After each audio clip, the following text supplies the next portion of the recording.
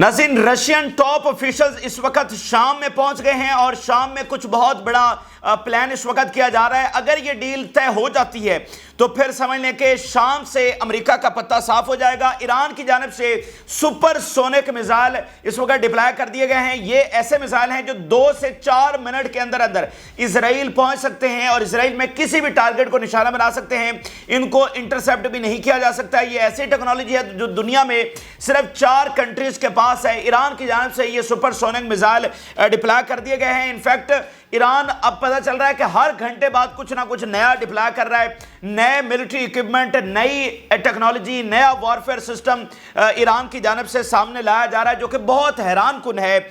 और इसके साथ साथ नाज़रीन, वैगनर ग्रुप वो मैदान में आ चुका है जो यूक्रेन और रशिया की लड़ाई चल रही है, वहां पर वैगनर ग्रुप को भेजा जा रहा है। वो उसके बारे में आपको बताएंगे। इंडिया ने इजराइल के लिए अपनी फ्लाइट्स जो है वो कैंसिल कर दी हैं। तो बहुत सारी ताज़ा तरीन डेवलपमेंट्स हैं। जो डिप्लॉयमेंट अमेरिका की हो रही है मिडिल ईस्ट के अंदर, वो भी आपको बताएंगे। रिपोजिशनिंग भी हो रही है, लेकिन इजराइल की जो सोसाइटी है वो अभी तक अपने आप को सिक्योर फील नहीं कर रही है।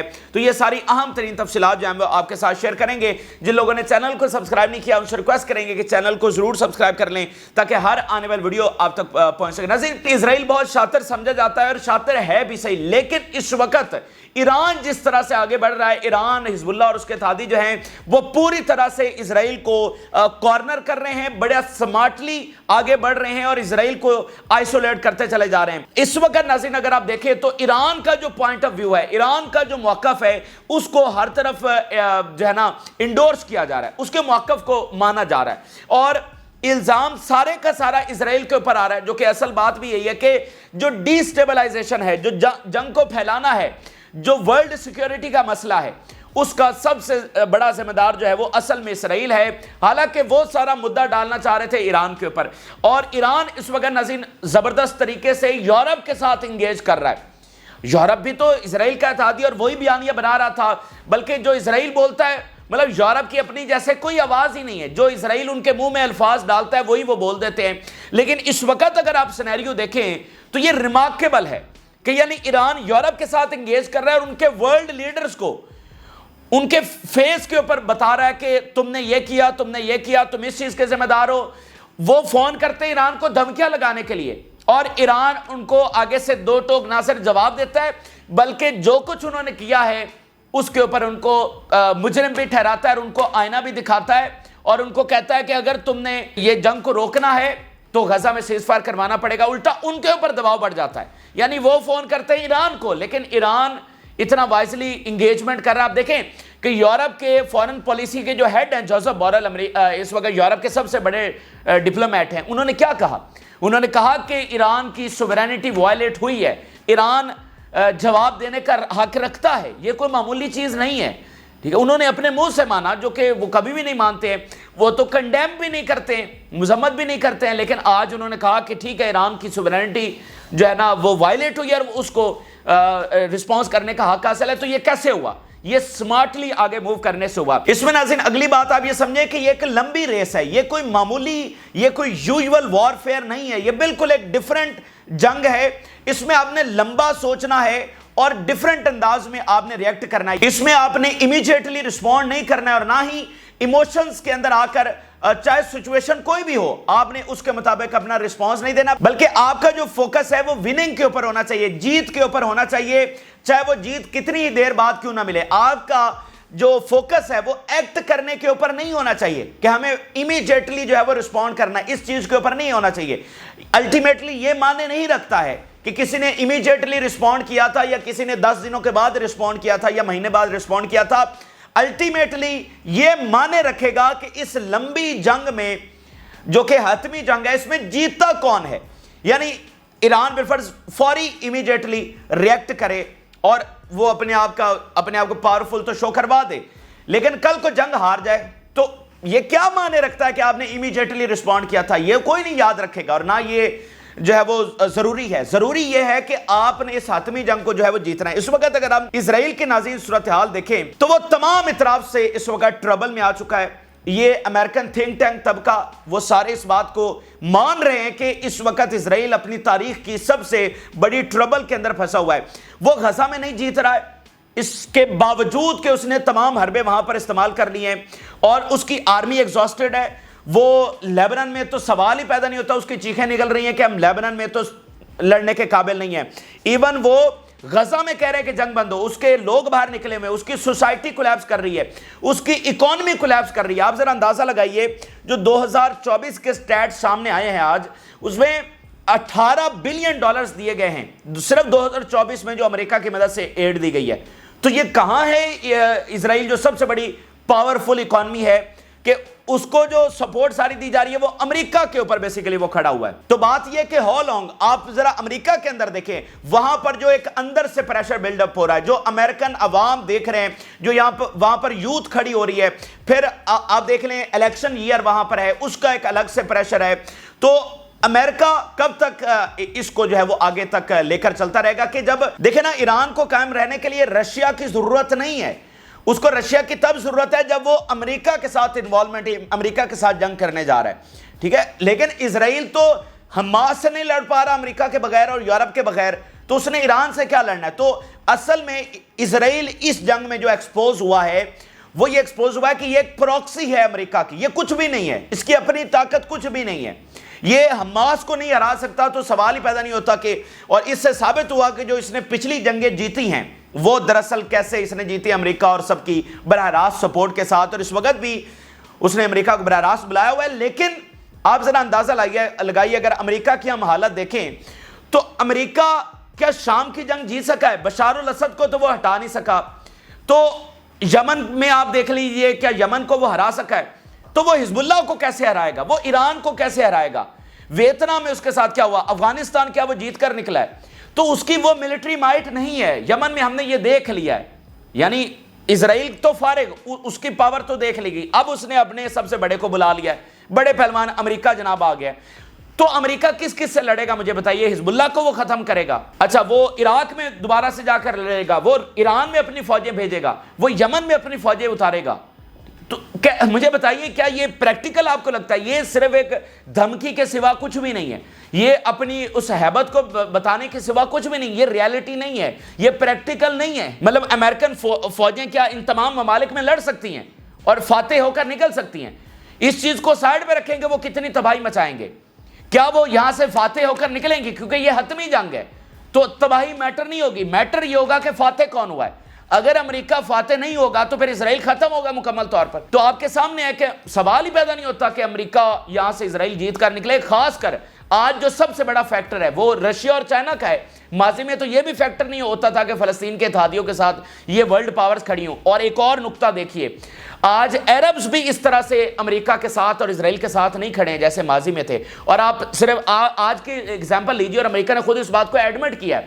آپ اپریل میں دیکھیے, اپریل میں جیسے ایک الائنس بنا, امریکہ نے بنایا اسرائیل کو ڈیفینڈ کرنے کے لیے ایرانی حملے کے خلاف, آج وہ نہیں بن رہا ہے. آج عرب جو ہیں وہ اپنے آپ کو ریزرو رکھ رہے ہیں اور پیچھے بیک فوٹ کے اوپر رکھ رہے ہیں, اور وہ کہہ رہے ہیں کہ بھئی ہم نہیں آ سکتے. جو سینیریو بن گیا, ہم ایران کے خلاف یہاں پر اسرائیل کے حق میں نہیں کھڑے ہو سکتے ہیں. مجھے بتائیے, جب بھی ادھر مڈل ایسٹ میں جنگیں ہوئی ہیں, چاہے قذافی کے خلاف ہو یا صدام حسین کے خلاف ہو, تو عربوں کی سپورٹ تھی. عربوں کی سپورٹ نہیں تھی تو امریکہ یمن کے خلاف بھی نہیں جیت سکا. تو عربوں کی سپورٹ جو ہے وہ بہت میٹر کرتی ہے. اور پھر آپ اسرائیل کی سمپتھی والا فیکٹر دیکھیے, کیسے پورے جو ویسٹ کے کرسچنز ہیں وہ اس کے خلاف. تو اگر ہم تمام اینگلز کو دیکھیں تو آپ دیکھ لیں کہ اسرائیل کولیپس کر رہا ہے, اسرائیل گریٹ ٹربل کے اندر ہے. تو اس سارے سینیریو کو دیکھتے ہوئے ایران اور حزب اللہ اور یمن حماس بڑی وائزلی, بڑے سمارٹلی آگے بڑھ رہے ہیں, اور وہ اس چیز کے اوپر فوکس نہیں کر رہے کہ ہم نے فوری جواب دینا ہے, بلکہ وہ تمام چیزوں کو دیکھتے ہوئے, سمجھداری کے ساتھ اور لانگ ٹرم سوچتے ہوئے کہ یہ ایکشن کریں گے تو اس کا نتیجہ کیا نکلے گا, رک کر, ٹھہر کر, سوچ کر, سمجھ کر پھر آگے بڑھ رہے ہیں.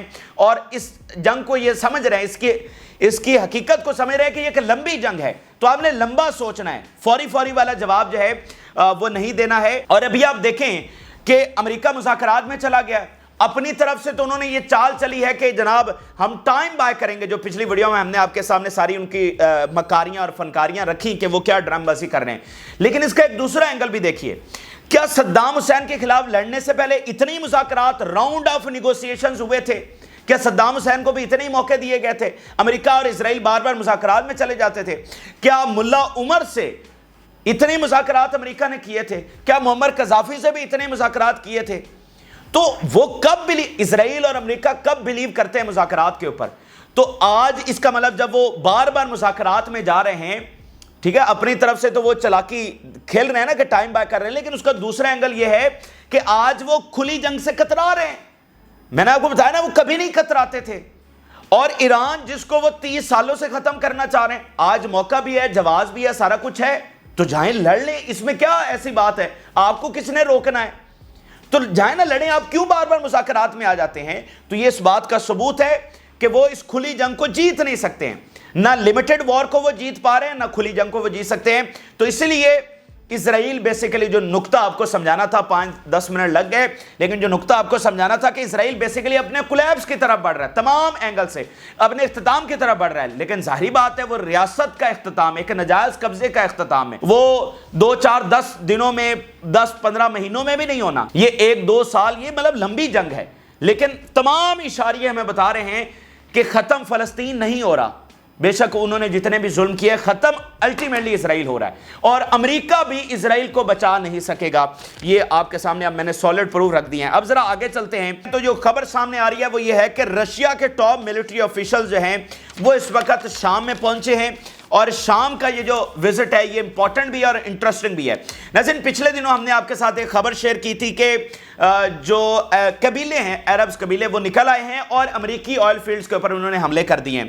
اچھا، اب وہاں پر ناظرین ایک فورس جو ہے وہ آپریٹ کرتی ہے، سیرین ڈیموکریٹک فورس.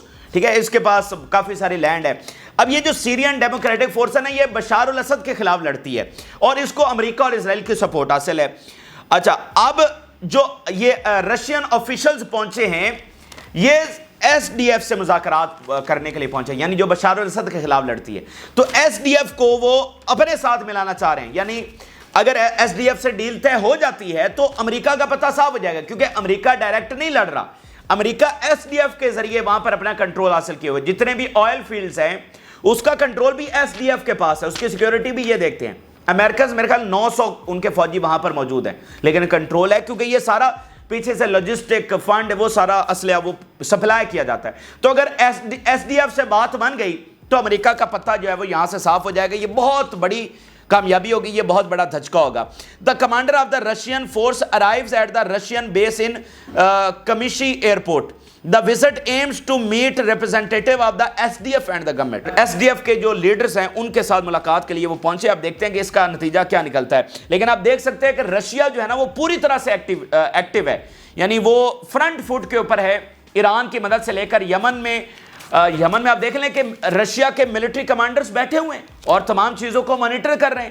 ایران میں ان کے ہائی آفیشلز، اب سیریا میں تو وہ پہلے سے بھی موجود ہیں، لیکن اب ذرا یہ معاملہ جو ان کی جانب سے کیا گیا ہے تو رشیا فرنٹ فٹ کے اوپر کھڑا ہوا ہے مڈل ایسٹ کے اندر. اب ذرا آگے چلتے ہیں. تو ایران کے حوالے سے بہت بڑی خبر یہ سامنے آ رہی ہے کہ ایران نے سپر سونک میزائل جو ہیں وہ ڈپلائے کر دیے ہیں. ابھی ایک تو ایران نے پریشان کر کے رکھ دیا ہے پورے ویسٹ کو، اسرائیل کو، امریکہ کو، کہ وہ ہر چوتھے گھنٹے بعد خبر آتی ہے کہ یہ ڈپلائے کر دیا، یہ ڈپلائے کر دیا، یہ ٹیکنالوجی آ گئی، یہ الیکٹرانک وارفیئر سسٹم آ گیا. تو پتہ نہیں یہ کیا کیا رشیا دے چکا ہے، آگے کیا کیا دینے والا ہے، اور پتہ نہیں کیا کیا کچھ ایران کرنے جا رہا ہے. پوری تیاری اس وقت ہو رہی ہے. اب یہ جو سپر سونک میزائل ہیں، ذرا ان کی کہانی سنیے.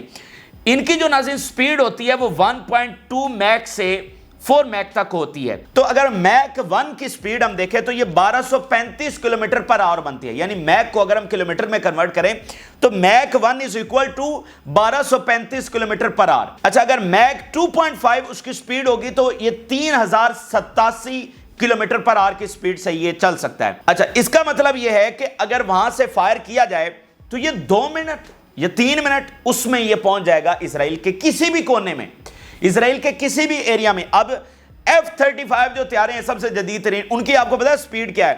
میک 1.6 ان کی سپیڈ ہے، میک 1.6. اور اس کی جو سپیڈ ہے یہ 3087 یا 4000 کلومیٹر پر آور کے حساب سے ہو سکتی ہے، یعنی F-35 سے بھی دگنی. تو یہ جو ہے نا، مطلب 2 سے 3 منٹ میں اسرائیل میں کسی بھی نشانے کو جا کر ہٹ کر سکتے ہیں. یہ انٹرسپٹ کرنا بھی بہت مشکل ہے. تو آپ ذرا یاد کریں جو اسرائیل کی جانب سے یہ انسٹرکشن دی گئی کہ آپ کے پاس صرف 90 سیکنڈز ہوں گے، انہوں نے اپنے اسرائیلیوں کو یہ انسٹرکشن دی کہ 90 سیکنڈ صرف آپ کے پاس ہوں گے شیلٹرز تک پہنچنے کے لیے۔ تو اب ذرا اس بات کو کنیکٹ کریں کہ وہ 90 سیکنڈ کیوں دیے گئے تھے، حالانکہ ان کے پاس تو طیارے بھی نہیں تھے۔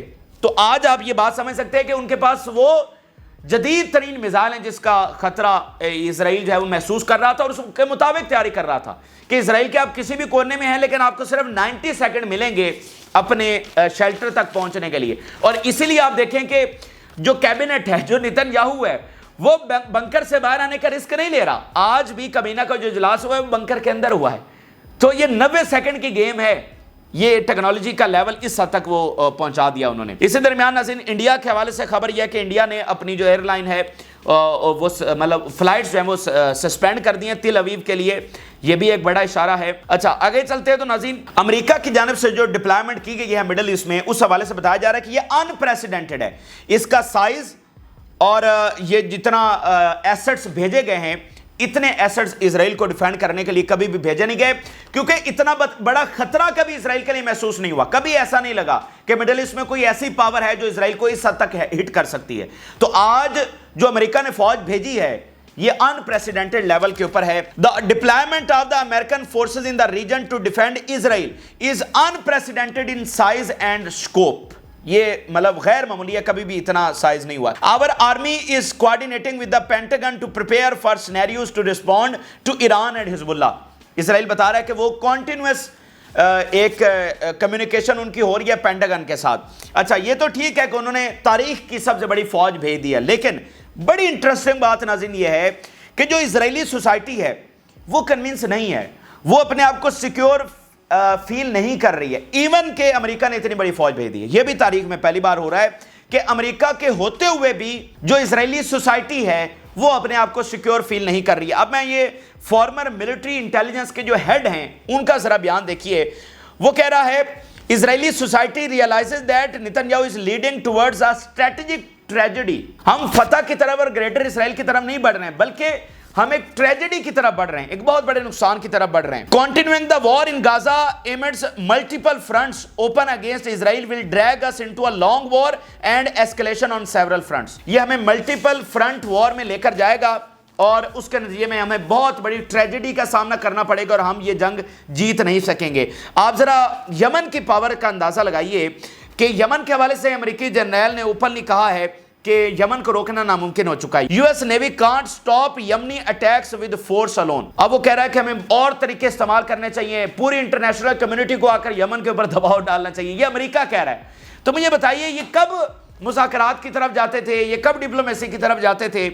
تو جو میں نے شروع میں 10-15 منٹ آپ کے سامنے وہ ساری چیزیں رکھی تو یہ اس کا ثبوت ہے کہ وہ یمن کو نہیں ہرا پا رہے ہیں۔ ان کے کمانڈرز اوپنلی کہہ رہے ہیں امریکہ کی ایک طاقت اسٹیبلش ہے، وہ ایک سپر پاور مانا جاتا ہے، اسرائیل مڈل ایسٹ کی سب سے بڑی پاور مانا جاتا ہے، لیکن اب یہ طاقت ریورس ہو رہی ہے، اب اس طاقت کو شکست دی جا رہی ہے۔ یہ امپورٹنٹ نقطہ آپ نے سمجھنا ہے کہ جب ایسی طاقتیں ایمرج کر گئی ہیں مڈل ایسٹ میں جن کو اسرائیل اور امریکہ شکست نہیں دے سکتے، تو پھر وہ راجہ نہیں ہے مڈل ایسٹ کے بلکہ فلسطین کے اتحادی راجہ ہیں۔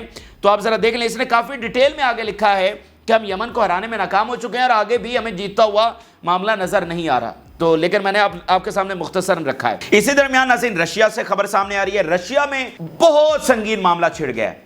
2 سالوں میں پہلی بار فوج اندر داخل ہو گئی ہے رشیا کے، اور یہ معاملہ ہمیں نیوکلیئر کی طرف لے کر جا رہا ہے۔ روزانہ ہم آپ اس بات کو دہرا رہے ہیں کیونکہ روزانہ ایسے ڈیولپمنٹس ہو رہی ہیں۔ رشیا کی ٹیریٹری میں داخل ہونا اور جنگی طیاروں کو رشیا میں ڈیپ جا کر حملے کرنا یہ انبلیویبل ہے، اور یہ سیدھا نیوکلیئر جنگ چھیڑنے کے مترادف ہے۔ اب 3 دنوں سے فائٹ وہاں پر چل رہی ہے۔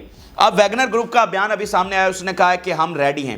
Wagner group we are ready to help the homeland and from combat units to defend the Russian Kursk region. Wagner group کہہ رہا ہے کہ ہم تیار ہیں، لیکن اسی درمیان ایک اور محاذ جو ہے وہ افریقہ میں کھلا ہوا ہے۔